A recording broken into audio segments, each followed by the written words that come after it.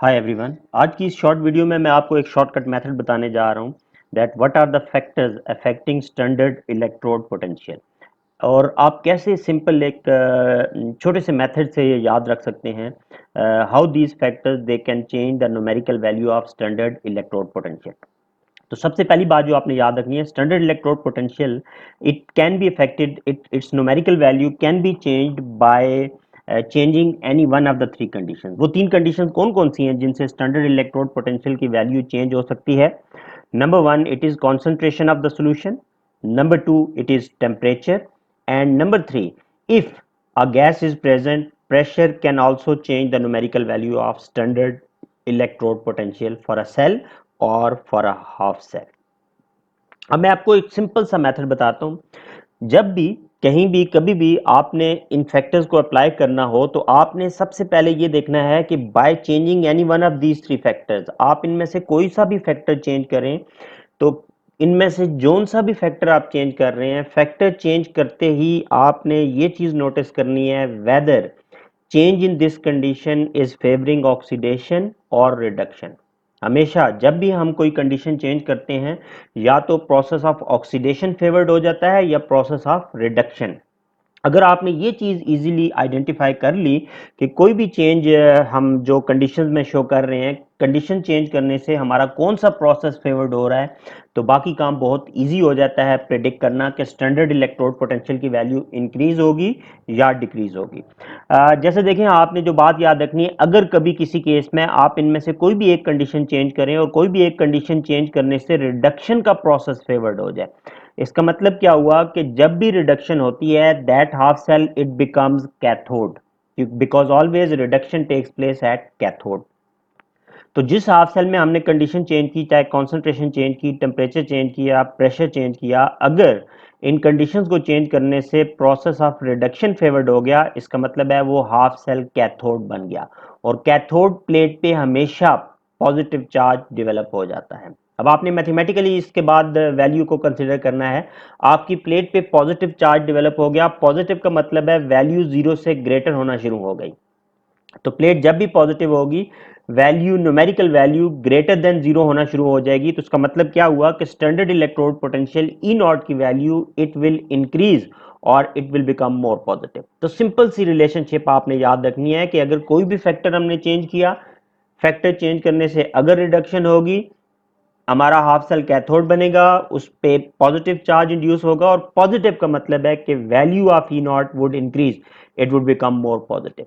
अगर आप सिर्फ रिडक्शन की बात ये याद रख लें तो ऑब्वियसली अगर कभी किसी केस में ऑक्सीडेशन फेवर्ड होगी तो ये सारी इंफॉर्मेशन रिवर्स हो जाएगी। जैसे अगर हमने टेम्परेचर किसी केस में चेंज किया, प्रेशर चेंज किया या कॉन्सेंट्रेशन चेंज किया और हमारा प्रोसेस जो फेवर्ड हो गया वो ऑक्सीडेशन है, plate would become negative and E not value would decrease और it would become more negative.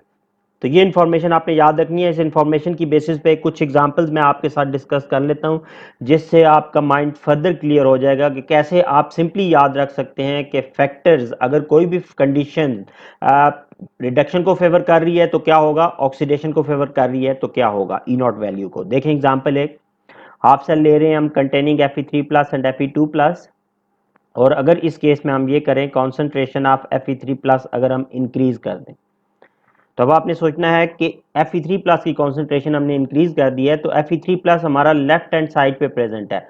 अगर लेफ्ट हैंड साइड वाले सब्सटेंस की कॉन्सेंट्रेशन ज्यादा होगी है तो ऑब्वियसली हमारा इक्विलिब्रियम जो है it will be shifted toward the right hand side. Equilibrium position will be shifted toward the right hand side. तो राइट हैंड साइड पे आप नोटिस कर सकते हैं कौन सा प्रोसेस हो रहा है, Fe3+ Fe2+ में कन्वर्ट हो रहा है। इसका मतलब है रिडक्शन का प्रोसेस फेवर्ड हो रहा है। तो जब आपने Fe3+ की कॉन्सेंट्रेशन ज्यादा की, रिडक्शन का प्रोसेस होगा। रिडक्शन का मतलब है कि ये हाफ सेल हमारा जो है इट विल बिकम कैथोड और इस पे कौन सा चार्ज क्रिएट होना शुरू हो जाएगा, पॉजिटिव। तो इसका मतलब है ये जो ई नॉट वैल्यू इस हाफ सेल की है वो +0.77 से इंक्रीज हो जाएगी। तो ये सिंपल सी रिलेशनशिप जो मैंने ऊपर आपको एक्सप्लेन किया उसकी एग्जांपल आपके सामने आ गई है। तो आप इस तरह कॉन्सेंट्रेशन चेंज करने से आपने सिर्फ ये गैस करना है कि रिडक्शन फेवर्ड हो रही है या ऑक्सीडेशन। लाइकवाइज एक और एग्जांपल देखें, कॉपर का हाफ सेल अगर हमें दिया हो, फॉरवर्ड डायरेक्शन में देखें रिडक्शन हो रही है और बैकवर्ड डायरेक्शन में ऑक्सीडेशन हो रही है। इस हाफ सेल का रिडक्शन पोटेंशियल है प्लस 0.34 वोल्ट। अगर हमें ये कहा जाए what will happen to the standard electrode potential of this half cell if temperature is increased. अब इस हाफ सेल में हम क्या करने जा रहे हैं, टेम्परेचर इंक्रीज करने जा रहे हैं। तो देखें आपने जो बात याद रखनी है, जब भी रिडक्शन होती है, रिडक्शन में जो एंथैल्पी चेंज इन्वॉल्व होती है, that enthalpy change is known as electron affinity. First electron affinity is always exothermic while all other electron affinities are endothermic। तो रिडक्शन में फर्स्ट इलेक्ट्रॉन एफिनिटी एक्सोथर्मिक है, बाकी सारी की सारी एंडोथर्मिक है।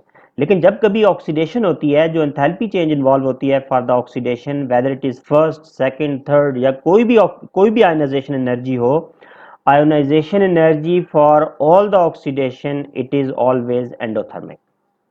तो आयनाइजेशन एनर्जी हमेशा एंडोथर्मिक है, इलेक्ट्रॉन एफिनिटी फर्स्ट को छोड़ के बाकी एंडोथर्मिक है। अब इसका मतलब क्या हुआ, हमने टेम्परेचर इंक्रीज किया, तो we know whenever temperature is increased तो high temperature always favours endothermic reaction.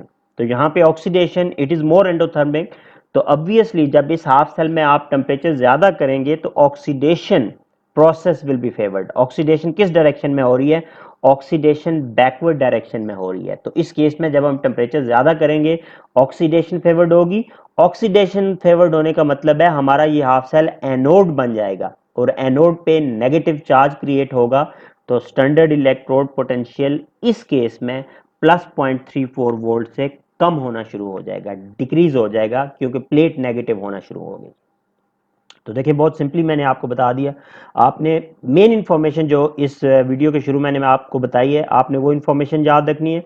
उसकी बेस पे कोई भी फैक्टर आपको दिया हो, आप उस फैक्टर को अप्लाई करके अपना आंसर बता सकते हैं।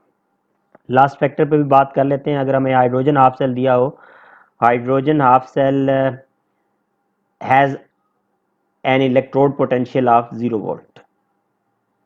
अब देखें अगर इस हाफ सेल में हमें कहा जाए what will happen to standard electrode potential if pressure is increased. तो प्रेशर में आपने ये बात याद रखनी है, whenever pressure is increased equilibrium shifts from more mole of gases to less mole of gases. जब भी प्रेशर इंक्रीज करते हैं इक्विलिब्रियम शिफ्ट होता है more mole to less mole of gases. इस केमिकल इक्वेशंस में आप देख सकते हैं on the left hand side there is 1 mole of hydrogen gas और राइट हैंड साइड पे कोई हाइड्रोजन गैस नहीं है। इसका मतलब क्या हुआ, लेफ्ट साइड पे 1 मोल है गैस का, राइट साइड पे 0। आप प्रेशर इंक्रीज कर रहे हैं, प्रेशर इंक्रीज करने से इक्विलिब्रियम शिफ्ट होता है मोर टू लेस मोल। तो लेफ्ट साइड पे मोर मोल है, राइट साइड पे लेस मोल है। तो फॉरवर्ड डायरेक्शन में रिएक्शन फेवर्ड हो गया। फॉरवर्ड डायरेक्शन में देखें कौन सा रिएक्शन हो रहा है, तो फॉरवर्ड डायरेक्शन में ऑक्सीडेशन हो रही है। ऑक्सीडेशन में हमेशा हाफ सेल एनोड बन जाता है, प्लेट नेगेटिव हो गई। तो इसका मतलब हुआ इस केस में भी जब हमने प्रेशर इंक्रीज किया तो ऑक्सीडेशन फेवर्ड हुई, प्लेट नेगेटिव हुई, जिसकी वजह से E not value it will decrease.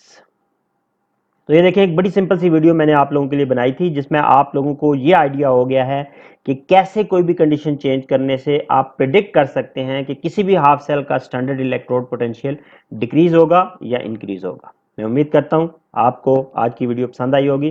Thank you for your time.